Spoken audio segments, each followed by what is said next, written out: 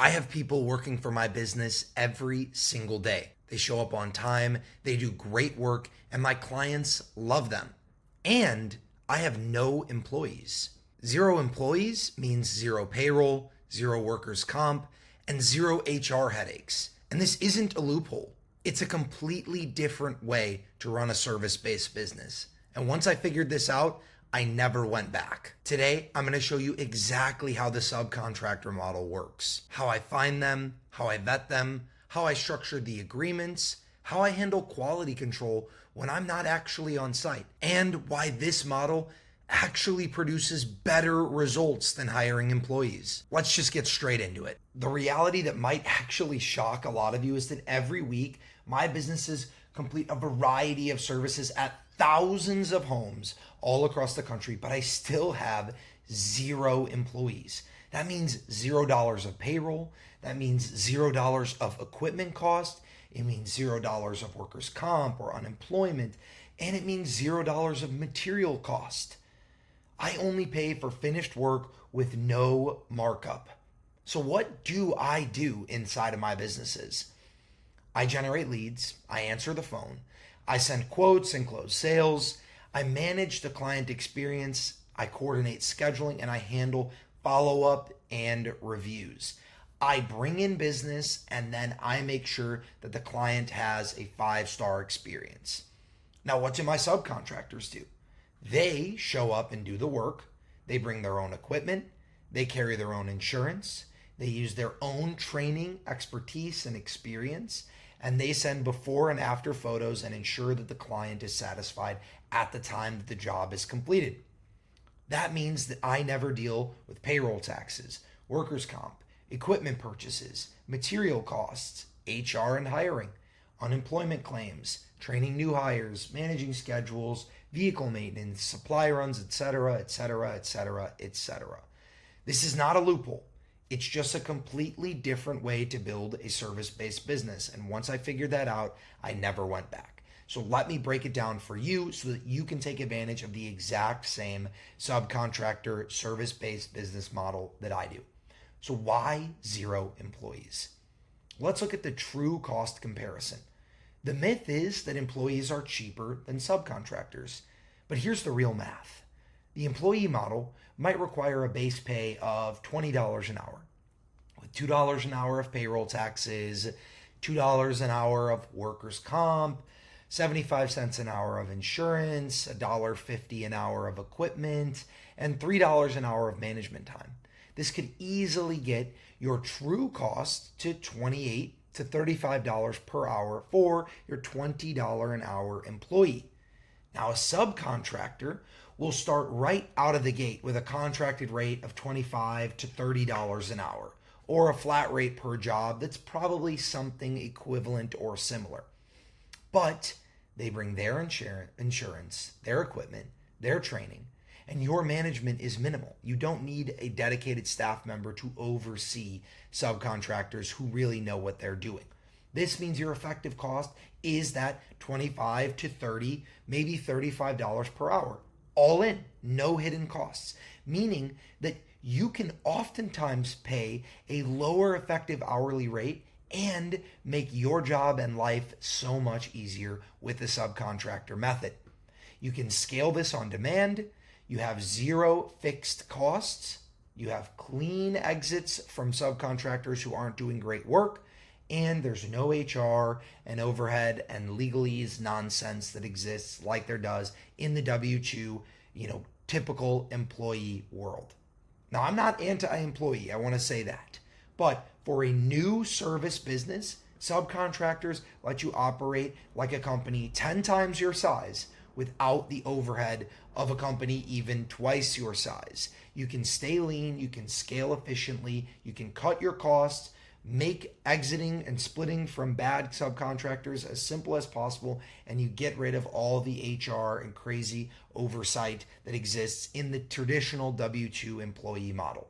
So we've talked about why zero employees. This is the real cost comparison. The myth that employees are cheaper than subcontractors just doesn't actually add up when you dig beyond just the base pay. Subcontractors are going to have a much higher base pay, but Once you factor in everything else that goes alongside of them, they are oftentimes cheaper and much simpler to work with.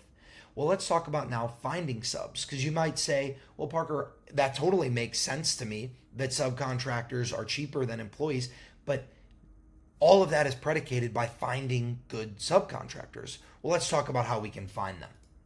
Finding subcontractors comes down to three things: where to look, what to say, and how many you're going to need. Let's start with sources. Where to look is honestly simple. Look where you think somebody who is an expert at that job would be advertising for free to find more work. Okay, I'll break that down for you. Google GBP. If I was an electrician looking to get more leads, but I didn't have a lot of money or marketing expertise, I would, of course, set up a GBP or some sort of simple website or some sort of simple Facebook profile. I would do something like that because it is a free way for me to try to drum up more business. Same thing goes with posting in Facebook groups. Same thing goes with posting in Nextdoor groups. Thumbtack and Angie, you can find people in the free listings section. Same thing with Yelp, free listings section. Same thing with the Better Business Bureau, right? They're anywhere where somebody would go and they would list themselves for free. This could be like a home advisor, could be a care.com, could be a housekeeper.com, could be, a whole myriad of different sites like a Craigslist, things like this that exist for people to list their business on for free. Then, of course, you can always, once you get your first sub, look at referrals from other subs. Honestly, your best source can oftentimes be good subs knowing other good subs or good individuals in that industry who are also looking for more work. And then, of course, Indeed postings are always a great place to fall back on. Posting as if you are looking to hire someone to do work, and then offering a partnership type of relationship. Now, how does a partnership type of relationship work? That's hugely important, and that's the next section, the outreach. What to say. I like to break this down into a couple different steps here. The first step is what we call the triage call. This is when I like to actually pretend to be a customer. And I like to see how they handle a real inquiry before you even reveal the opportunity. This is going to go do two things. It's going to give you a preliminary look into their professionalism and how they operate as a business person, and whether it would be someone you would even want to deal with. But furthermore, it's also going to disarm them. It's going to break down the walls and the defense that they naturally are going to have built up against scams, against people trying to sell them something, telemarketers, all of that. If your first outreach is, hey, I own a cleaning company and I'm looking to hire cleaners, do you want to come work for me? They're going to totally read that as a scam. They're going to read that as you're going to try to sell them something. Or they're going to say, well, I don't want a job. I want to be my own boss. Well, great. That's what we're looking for as well. We're looking to partner with someone. We're not looking to hire someone. So I like to reach out with something like this. Hey, this is Parker. I saw you on Facebook. You came up as a highly recommended cleaner, electrician, light installer, plumber, handyman, etc., etc., etc. in the Miami area. I had some questions about your services and if you had any availability on your calendar. Boom. Easy. That's like such an easy hook, such an easy way to get someone to want to reach out to you now and give you information and be helpful and be useful because they think they might be able to sell you and get some business out of you. Now you're going to be also secretly testing how fast they respond, their phone manner and professionalism, whether they have the non-negotiables, like are they a legitimate company and they have their own supplies and resources, and you're going to test their rates and availability once you actually get them on the phone.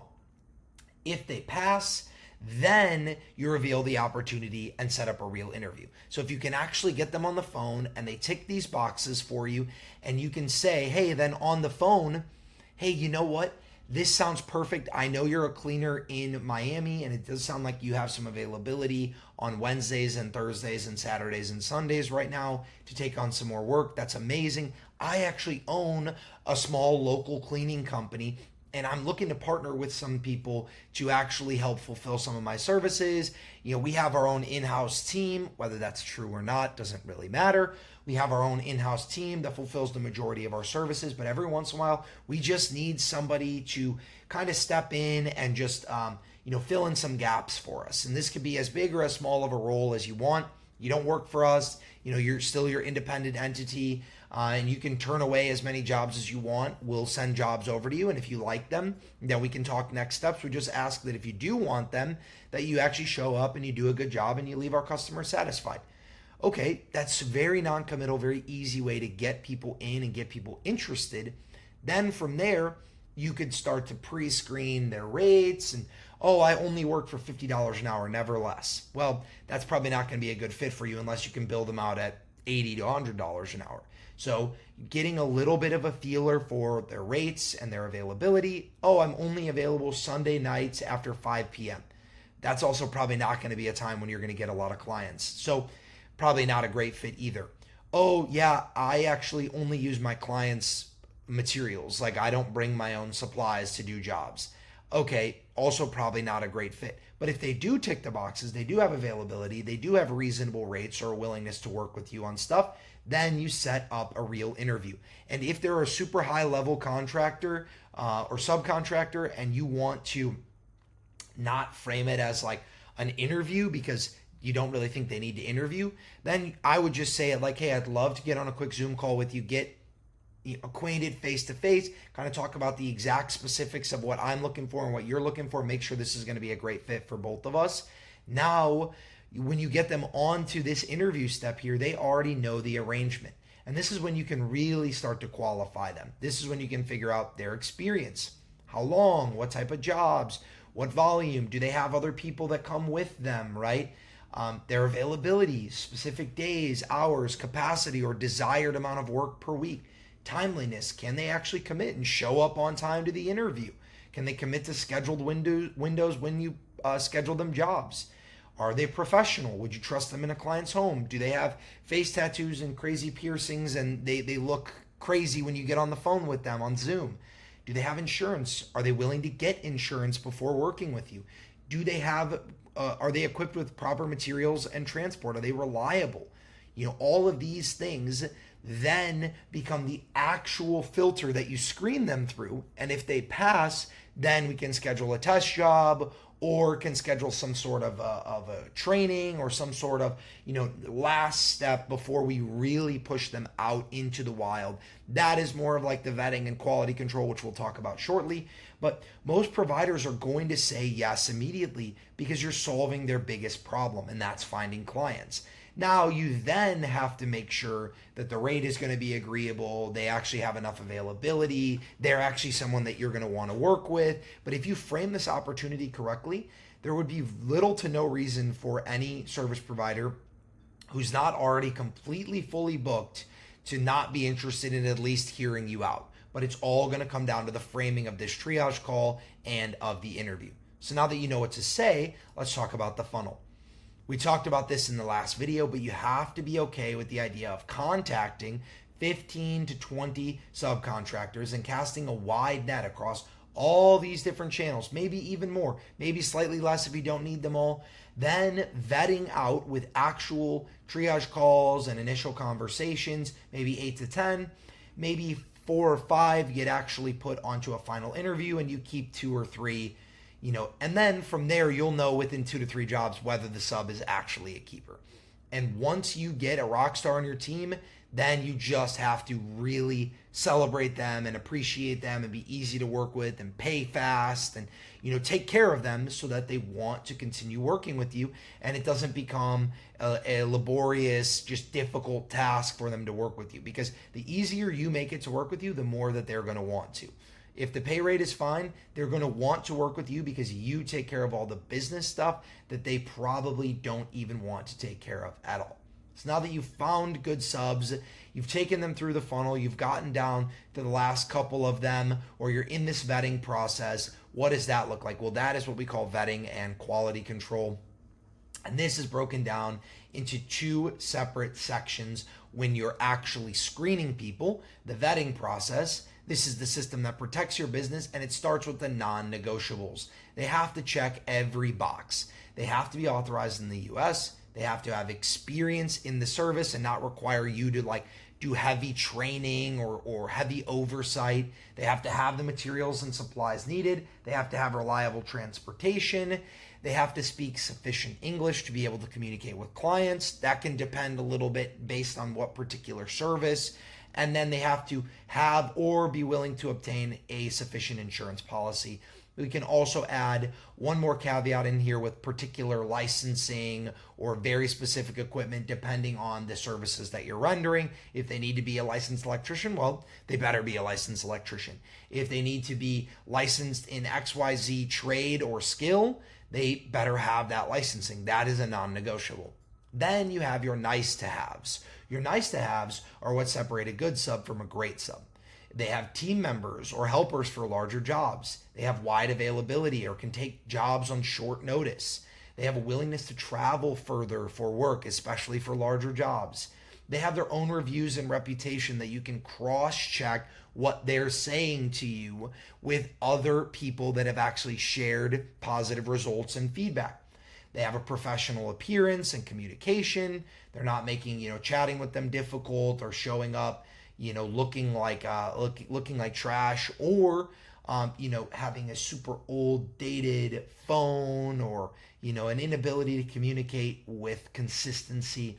And then lastly, open to feedback and growing with you, wanting to really partner with you and grow inside of a role within your company as opposed to just wanting to pick up a job or two here or there. Those people are never going to take your company and your work very seriously because it's just not a significant part of their income. And, if you are a significant part of their income, they're going to take the work that you offer them very seriously because they don't want to lose it. If you're just a job once a month, they don't really care and they're not really worried about it. So the key insight here is also that before you send any sub to a paying client, you should have them do a test job or pass some sort of training or show some sort of proof of work for you before you're just pushing them out the door to go and do work on any client's house for any price point, all of that. Could potentially be your house or a friend's. I would recommend paying them the full rate or maybe a slightly reduced rate, but don't ask them to do it for free. And this becomes a low stakes quality check. This one step alone has saved me from more problems than anything else in this business. Anytime people either cut corners here on the insurance policy or cut corners here on some sort of test or final quality screening, that is always when the biggest problems arise. Okay. Now, once we've got them ready to go, we then have the ongoing quality control cycle. We want to make sure we're getting before and after photos, non-negotiable proof of quality. This is not even necessarily about you screening them as much as it is about you protecting them and yourself from a disgruntled customer. If you have a customer that says, hey, they didn't do XYZ thing or they made XYZ mistake and you have no before and after photos, it's really hard to negotiate with customers and to back up service providers. If they have good before and after photos, it's much easier for you to stand behind them. Automated client follow-ups. You should definitely be checking in with every client after every job and making sure, specifically in the earlier days, that you are really getting good, real feedback from your service providers. There will likely be a small dip in quality once they get out of the initial testing phase, and you want to be able to catch it and either nip it in the butt or, turn them over, replace them if it's a significant drop or they're not willing to work with you on it. You can't just expect that because a test clean went well, they're just good to go and they're going to be a perfect service provider and you're never going to have an issue again. All right. The other thing that is great to have is provider scorecards. You want to know what their on-time rate is. You want to know the client satisfaction scores. You want to know how many callbacks you're getting. You want to keep good records of all of these things, and you want to know who your A++ service providers are, who your fringe service providers are, who your, in case of emergency, only service providers are, and that way you're giving your best quality clients and jobs to your best service providers, and you're not risking losing them on somebody that hasn't had enough oversight. And then lastly, you got to be doing at least quarterly check-ins. Maintain the relationship, ask what's working, ask how they're feeling about everything, ask what they would like to improve or change inside of your company to make their life better and their job easier. Don't neglect them and expect that they're going to happily work for you forever, especially if they are doing a difficult service or a dirty, unenjoyable service. You've got to take care of these people and make sure that they understand that you do care about them and that they are the lifeblood of your business, because that is the truth. All right. My best sub has been with me for 3 years, refers me to other good subs. That's what a real subcontractor relationship looks like. This sub has made 150 grand working with me, probably more. And he has his own book of business. He does his own work. But when we work together, he wears my company merch. He never solicits my customers. We have a great relationship. Like, all of that stuff is all in place properly. And that only happens when you take care of your subs and you actually focus on developing a relationship with them. Not just like ticking a box, but like, you got to want them to want to work with you.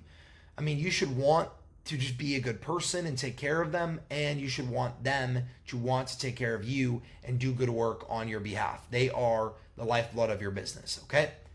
Now, lastly, we get to the agreement. This is a huge, huge step of this process, and it's something that people just super quickly like ChatGPT and throw together, and that's not how you want to do this.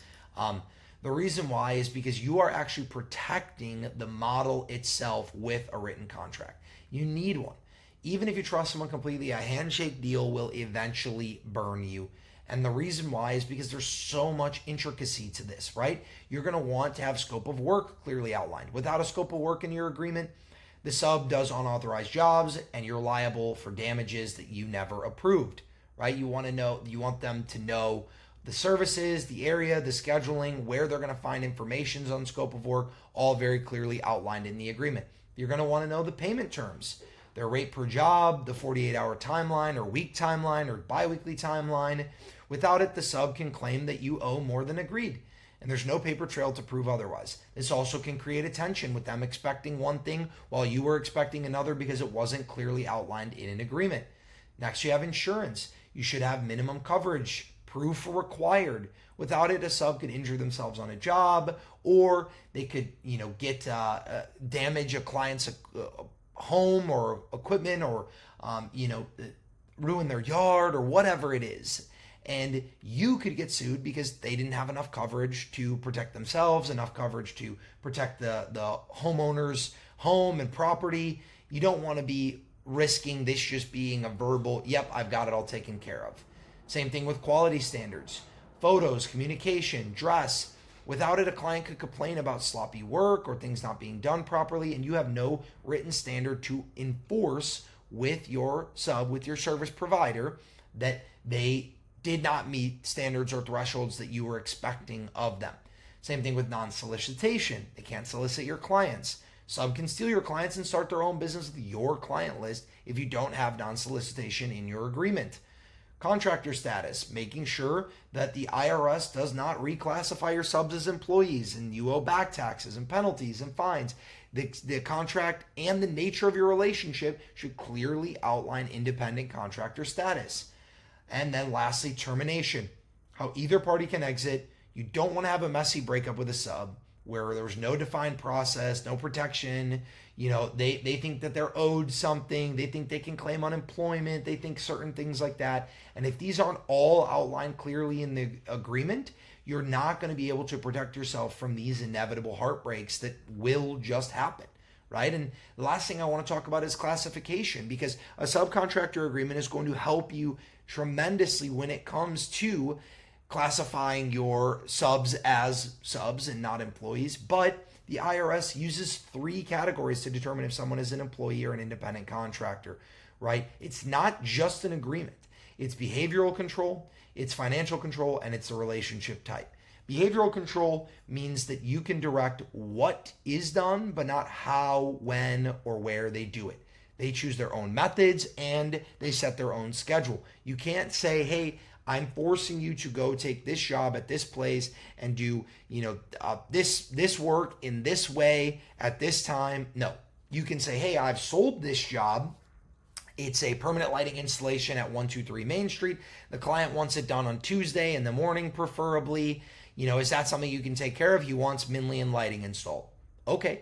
Now the sub has full control over what they want to do. Yeah, Tuesday works for me. That address is fine. I'll service that area, no issue.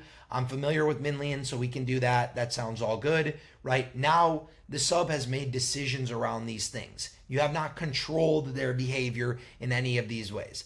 Financial control. They can work for other clients. They have their own equipment, insurance, and business expenses. They can profit or lose money independently. Yes, they are not an employee where you provide everything to them and you control who they work for and they only work for you exclusively and you have financial control over their profit and loss exclusively. That is going to be a problem for you as well. Now you're treading on employee territory. And then lastly, relationship type. No benefits, no indefinite employment forever, a written contract that defines the relationship and either party can end it per the agreement, without needing any particular hoops to jump through. This is massive for making sure that the IRS categorizes your service providers as independent contractors and not employees. Okay? So do this. Control what gets done and the quality standards. Don't set their schedule or hours, require them to do the work in a certain way that you want it particularly done and follow certain paths and protocols. Nope. Do let them choose how and when the job is done. Do pay per job, not necessarily per hour. You can have an hourly minimum baked into there that affects the job pay rate, but they're not an hourly employee of yours. Do let them work for others and do use a written agreement. Don't set their schedule or hours, require exclusivity with just you, provide all of their equipment or materials, offer them benefits or PTO, and micromanage how they do the work. These are things that are going to blur the line between subcontractor and employee. And last case, if you really want to make sure that this is done perfectly, just consult an attorney. It'll cost you $300 to $500 for a proper agreement template, and it'll be the best money that you've ever spent to make sure that you don't run a risk of misclassification, because it can be super expensive, especially if you're coming from a W-2 model to an independent contractor model and you really don't know how to cross your T's and dot your I's properly. But this is a fantastic place for you to start. All right, so now that you've got this information, what are your next steps? Well, you've got the zero employee playbook, right?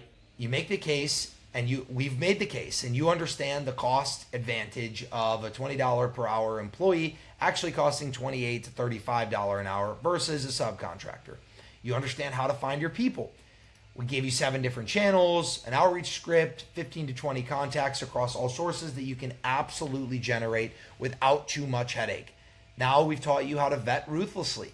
4 gates, you can test jobs, you keep only 2 to 3, and you're focusing on quality over quantity. You understand the difference between the non-negotiable and the nice-to-haves.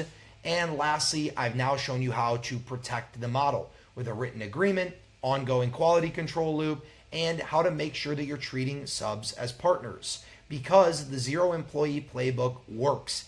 It works phenomenally with no payroll, no HR, no equipment, just systems and relationships. It's great for you. And don't let anyone tell you that it's not great for the subcontractor as well. Most of these people that you're working with don't have the time and availability to get a job, or maybe they can't get a W-2 job for whatever reason, but they would absolutely love to have additional work on their own schedule, on their own timeline that would serve them and their financial goals. And this is exactly the opportunity that you're providing them. So what's your next move? Well, you can, of course, go the DIY method and find your own subs. You can watch videos 1 and 2 from before this for the full business roadmap and then apply this for the subcontracting section of it. And you can use the 7 channels to source 15 to 20 cleaners, run triage calls and interviews to vet them, use an attorney for a sub agreement, and start with 1 service, 1 market, and 2 to 3 subs. And you can literally be on your way in a matter of 2 weeks, right? Or if you're looking to cut the learning curve down, save time, save headache, get an exact playbook and blueprint for you to use, and you want to partner with us, we do a done-for-you business setup with all of your tech, proven playbooks and templates, one-on-one guidance and consulting from me personally, and from operators running 20 to 50K per month businesses, sub-sourcing support and vetting frameworks included, agreement template provided, no attorney fee, 300 plus partner network, and we take a rev share equity model with you to make sure that we're actually invested in the long-term growth of your business. You can partner with me directly, and I have a full explainer video in the description of this video if you want to learn how you can partner with me, what the partner process looks like, and how I can help you get a home service business up and running like the 100 other that I have started over the last year inside of the US and Canada. I love these businesses. I love this model, and I built an exact playbook that works perfectly for you to implement if you want to work alongside of me. Now, if you want to start your own, or if you're partnering with us, I highly recommend that you check out Doula for LLC formation, EIN, registered agent, ongoing compliance. You can get legally set up fast for like $200. I have a link in the description with custom discount codes that you can use to get free expedited processing, to get all this stuff taken care of and actually set up properly, versus you going to the Secretary of State website and fumbling around and misclicking and actually shooting yourself in the foot long term. And then, of course, Jobber. If you know me, you know I love Jobber. I use it for all of my home service businesses, and it makes sub management seamless. The scheduling, follow-up, invoicing, and you can get it right now with a 14-day free trial and a 60-minute consulting call with me included for free at the link in the description. So go and check out Jobber as your CRM for whatever business that you're building to keep this all organized and managed properly. Guys, I appreciate your time tuning into this video. If you haven't already subscribed to the channel, go ahead, click on my channel, click that subscribe button, leave a like for the video and a comment if you have any questions. Appreciate your time again today. Go take this action and run with it. Don't just sit on your hands waiting for some perfect sign, some miracle to show you that now is the moment. This opportunity is ripe for the taking in 2026, and I'm going to build 300 home service businesses over the next year, and I would love to do it with you if you're interested. So link in the description of this video. I will see you guys in the next one. Peace.